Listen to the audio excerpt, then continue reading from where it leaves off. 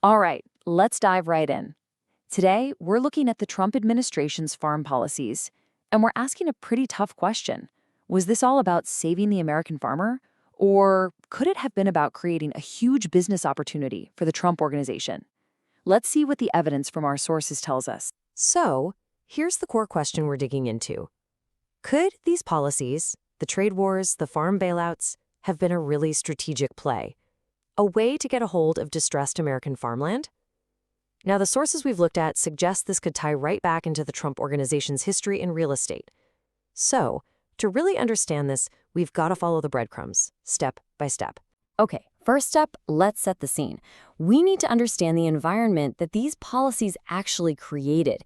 And for a whole lot of American farmers, this time, well, it was defined by some really, really tough economic hardship. And the scale of that impact, it was just immense. I mean, look at these numbers. The trade war with China set off these retaliatory tariffs that basically just wiped out key markets. We're talking a massive $27 billion drop in agricultural exports. The dairy industry, they lost over $2.3 billion in revenue. And if you were a soybean farmer, wow, a 94% plunge in exports to China. That's absolutely devastating. And you got to remember, these aren't just numbers on a screen. This was a real crisis unfolding for real families. And that crisis had a very real, very human cost. Look at this number. A 20% surge. That's the jump in Chapter 12 farm bankruptcies in just 2019 alone. I mean, that's a direct line from a policy decision made in Washington straight to financial ruin for family farms all over the country. And this wasn't just some quick one-time shock to the system. Nope. The crisis actually got worse. By 2024, farm bankruptcies had shot up another 55% compared to earlier years. This created a long, sustained wave of distress right through America's heartland. So, to deal with this crisis, right, the government rolled out this huge bailout program. But the big question the sources ask is, where did all that money really end up? And when you start to follow the money, you uncover a story of, well, pretty staggering disparity. This right here tells you a lot. That $28 billion farm aid program was supposed to be a lifeline for everyone. But just look at how it was divvied up. The top 1% of farms, they got almost a quarter of the aid. And the top 10% overall, they walked away with almost 70% of the total cash. So what did that do? Well, it basically funneled the relief money straight to the biggest agricultural corporations. And that helped them get even bigger by buying up land from their smaller neighbors who were struggling. And this table really puts a face on those stats. It's a tale of two farms, really.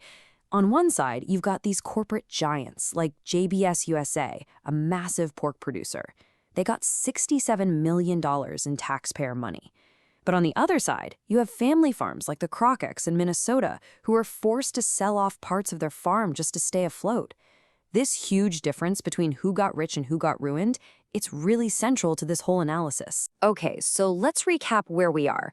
We have a policy that creates a ton of distressed assets, in this case, farmland. And we have a bailout that mostly helps the big guys. So now the investigation has to pivot. We need to look at who could potentially benefit from the situation. And that means looking at the Trump organization's business playbook over the years. And what this source material shows is a pretty clear pattern, one that goes back generations, profiting from other people's distress. You see it with Fred Trump back in the 30s, flipping properties from bankrupt companies. You see it with Donald Trump in the 80s, with distressed real estate in Manhattan. But here's the thing the analysis says is absolutely critical. In the 2010s, the organization's strategy changed. They shifted to low-risk, high-margin deals, mostly licensing their brand. Remember that shift, because it's going to be really important for what comes next. All right, so you've got widespread pain in farm country. You've got a bailout that favors the giants. And you've got an organization with a long history of capitalizing on exactly this kind of situation. So how do all these dots connect?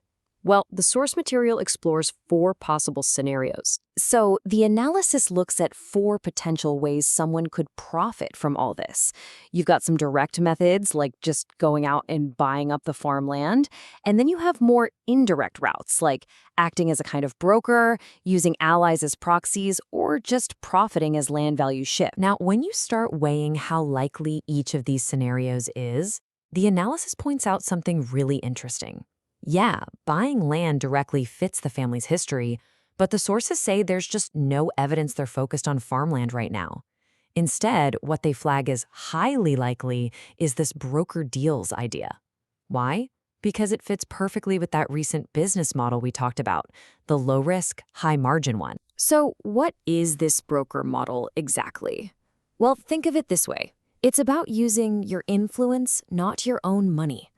Instead of spending millions buying up land, the Trump organization could just use its powerful name and political connections to act as a middleman. They could connect big manufacturers who need land with farmers who are desperate to sell. The organization just collects a fee for making the introduction.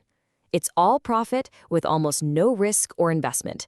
A classic influence play. And this is where a really crucial detail from the sources comes in. Remember that pledge to not make any new foreign deals while in office? Well, that pledge specifically did not apply to domestic deals. And that, right there, creates a pretty significant potential loophole, one that could allow for exactly this kind of domestic broker model. So let's pull all these threads together. Here's the argument the sources lay out. 1. The trade policy creates a huge supply of distressed farmland. 2. The bailouts disproportionately help corporate agribusiness, which speeds up consolidation. 3. The Trump organization has a long history of profiting from distress. 4. This broker role fits their current low-risk business model like a glove. And finally, 5. The whole Make in America initiative creates a massive demand from manufacturers for exactly this kind of land. You see how all the pieces start to fit? Which brings us right back to our original question. Was it about policy or was it about profit? Were these moves all for the public good, or did they just happen to create a perfect storm of opportunity for private gain? The sources we've looked at suggest the scenario is plausible and that all the necessary pieces are on the board. Based on everything we've walked through today, the evidence is on the table, and now you can be the judge.